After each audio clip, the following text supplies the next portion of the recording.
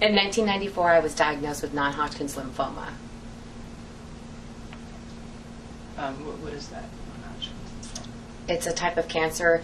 Non-Hodgkin's basically means it's less common. Hodgkin's is very common. Non-Hodgkin's means there's about 80% chance that they can't cure it. Wow. So I had to go through 6 weeks of radiation and 6 months of chemotherapy from it. It's unreal. I can't even imagine what that must have been like. You know, at 23, losing all your hair, it For was you. just traumatizing. Wow. Was it? Lost like 30 pounds.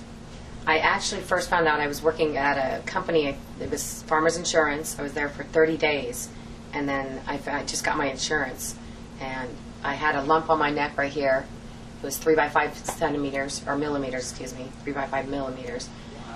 And when they tested it, they did like a biopsy on it, and the doctor took me in there and said, it's cancer, and you have to start treatment tomorrow. And I was like, I'm not going to start tomorrow. And so my family was very, very, very supportive. I had to go move in with my parents so my mom could take care of me, because when you have chemotherapy treatments that day of it, you can't walk, you're just sick. But I really stayed strong. For that 6 months, I only missed 30 days of work. And I had an issue too with my work. They wanted to make me go on a leave of absence. But the Family Medical Leave Act protects cancer patients, so I told them they have to find a job for me in the building. The thing that I believe how I got cancer, I believed it was from the Rocketdyne spills, just because I always used to drink the tap water in Simi Valley. So to this day, I will only drink bottled water. My kids only have bottled water. We don't use the tap water whatsoever. Not even cooking. I use the refrigerator filtered out water. That's a good idea. Just because of it. And I had in my support group at the wellness community, I had at least 10 people my age that had cancer, and I don't know how this all happened. It's just all picks and chooses. It wasn't like hereditary. Nobody had hereditary cancer in the family. It was just we all got picked and choose for it. And to me, we all talked about it that it probably was the Rocketdyne. Because we all talked about it. We all drank the tap water. But everything, thank God, everything was covered under my insurance. I remember at one time they said my bills were over like $200,000. That was like halfway through my treatments. So it's very, very costly. I don't know how anybody without insurance could ever go through cancer. I just couldn't see them surviving it, because it is so expensive to go through all the treatments. How close did you live to Rocketdyne? I lived in the middle of Simi Valley, smack dab in the middle, right off of Sequoia. So I guess it's midway there. That's pretty close. Mm-hmm. When you were growing up, do you remember them doing rocket testing on the hill? I do remember them doing rocket testing on the hill. All the kids would know what that sound was. So I don't even think people really even understand really what was spilled, and I don't think people really understand. I think they just say it was a toxic spill. For all they know, it was trash. You know what I'm saying? I don't think people really think of what really happened.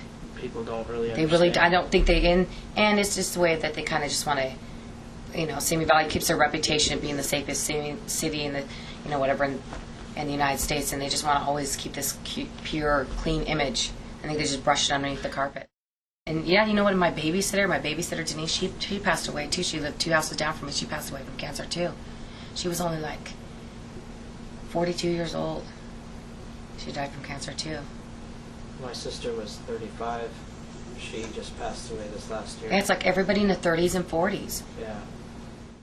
Growing up, you always thought they were taking care of you. And I had total faith in our public agencies. I had total faith in EPA, I had total faith in DTSC, our Department of Health.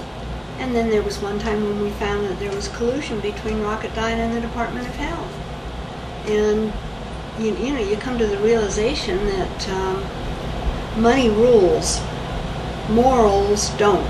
Money rules. Yeah. And that's really upsetting to know that and have to deal with it.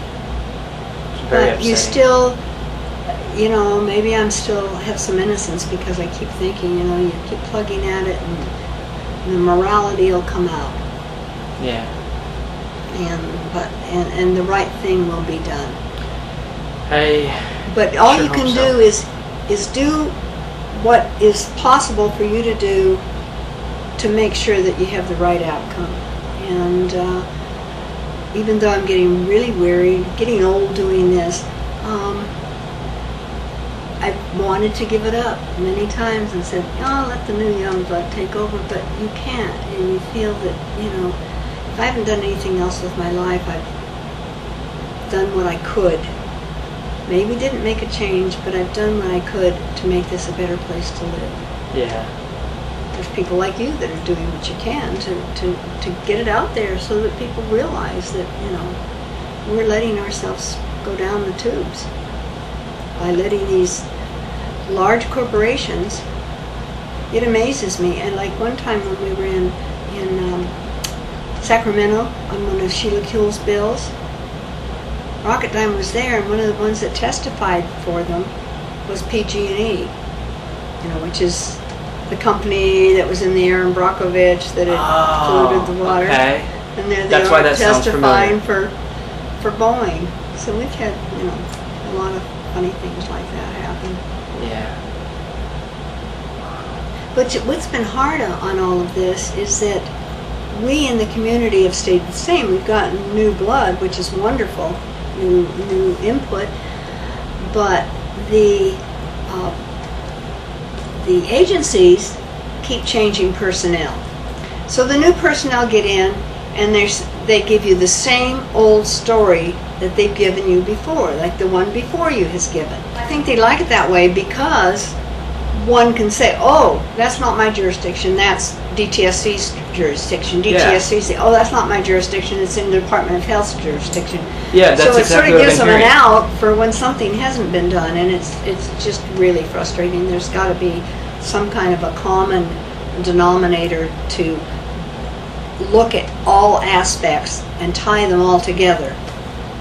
We definitely need that. We had our conference call for, setting up the agenda for this next meeting in August 16th, by the way, is a meeting.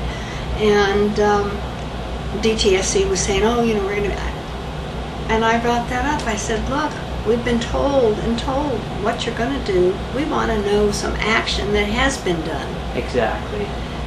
And it just gets wearisome. But it's like the government is known for this red tape. Yeah. Well, government's known for what they can and can't do, and just get on with it. Do what's right. Look how long it's taken for this cleanup. But if we hadn't slowed DOE down, they would have been cleaned up well before now. They would have been cleaned up, out of there, left all that pollution. People would continue to be getting sick, and they would be gone.